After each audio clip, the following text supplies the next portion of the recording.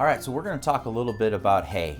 It's something that we know is extremely important on all of our hindgut fermenters, our rabbits, our guinea pigs, and our chinchillas. But what is hay? You know, what makes up hay? What is unique about hay, and why is it so important for our particular animals? When I say feeding hay, what we're really saying is feeding fiber. Fiber is the nutrient within hay that we're after, and fiber by itself is a very general term. There's insoluble fiber, there's soluble fiber. We'll talk a little bit about those differences. But first and foremost, from a structural standpoint, what are the different parts of hay that when we look at a hay bag like this, we see lots and lots of plant material, but what makes up that hay? What are the different parts to hay? Well, there's a couple of key components that I think are important for most owners to understand. The first one is just, again, starting with the top, the seed head. Okay, we have three different types of grass hays here. This is Timothy, orchard, and an oat hay. But again, what you can see here is different representations of the seed head. This is what the plant's trying to do. It's trying to reproduce, it's trying to make a seed. And depending on the maturity of the hay, that's gonna drive the size of the seed head. Now, when we talk about maturity of hay, what we're after in a hay for rabbits and guinea pigs is an immature hay. A hay that is still high in fiber, low in protein, low in calcium, but a hay that does not have a really, really large seed head, a hay that is not very, very mature. With the more mature hay you get, the more stem you have, and we want a good ratio of stem to leaf. So when we talk about stems, that is certainly this component right here. So the stem is the physical structure, kind of the scaffold, you could say, of the hay. It's the supporting component. And then from the stem, we have the leaf. Now, between the leaf, the stem, and the seed head, those are the three main components of hay when you're going to be buying and purchasing different types of hay materials that you're going to be aware of. So when we talk about rabbits and guinea pigs, we know they're concentrate selectors. And just like if you offer them different types of foods, when we offer them hay, they're going to pick out different particles of that hay they like. They're going to concentrate select. So typically, the first thing they're going to eat is the leaf. The leaf is going to generally be a little more palatable. It's a little softer, a little bit more enticing to the animal to eat first. Then a lot of animals are going to reach toward eating the seed head. Again, still bringing fiber to the table, but again, driving more palatability, softer, more palatable. And a lot of times, lastly, is they're going to eat the stem. To them, that's the more coarser component of the hay, maybe a little less palatable. But at the end of the day, each one of these different parts of hay is bringing nutrients to the animal that are important.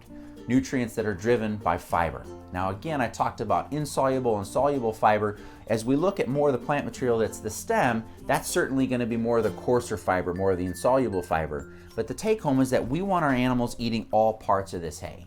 So as much as we want hay available all the time, we want them to have free choice, whatever different type of grass hay you're offering, we want to make sure that we're not allowing them to just eat the leaf before we offer them more hay. We want them eating the stem, the leaf, and the seed head, because all those different components of hay not only bring fiber, but they also bring additional nutrients. Now, kind of caveat to that is when you see hay on the shelf, there's certainly lots of different hays, there's lots of different things to look at. What are you looking for when you're going to that store shelf? How do you pick out a hay that your animal's going to enjoy that's nutritionally correct?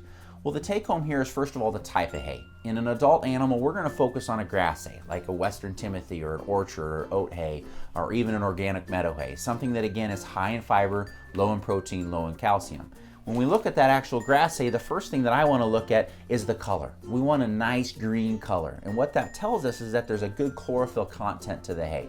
The hay was harvested in the right way, the hay was packaged in the right way to try and maintain that color. Secondary to that, we want to start to look at the amount of leaves and the amount of stem. We want a good leaf to stem ratio. It's normal for there to be stems and leaves in there. We just want to make sure that we're seeing good ample amounts of those nice soft green leaves. We also want to see seed heads. Depending on the maturity hay, that's going to drive the length or the amount of the seed heads that are in there. And there's nothing wrong with having a good number of seed heads that are in the hay, as long as, again, it's soft, it's green, has a good fresh aroma to it. Because at the end of the day, when you get home and you offer that to your munchkin, that softness, that greenness, that aroma, that's really what's going to drive the palatability and get these little ones to really ingest the large quantities of hay that we want to feed.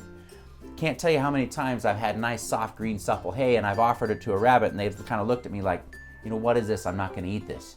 These animals perceive things in hay that you and I may not be aware of.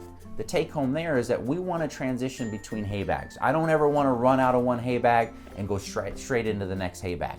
Mixing hays together, buying larger quantities of hay are all advantageous, not only economically, but also to decrease the number of transitions you're going to have with your animal depending on the different types of hay that you're looking for. So the key take home here is that we want to provide a hay that your animal is going to enjoy.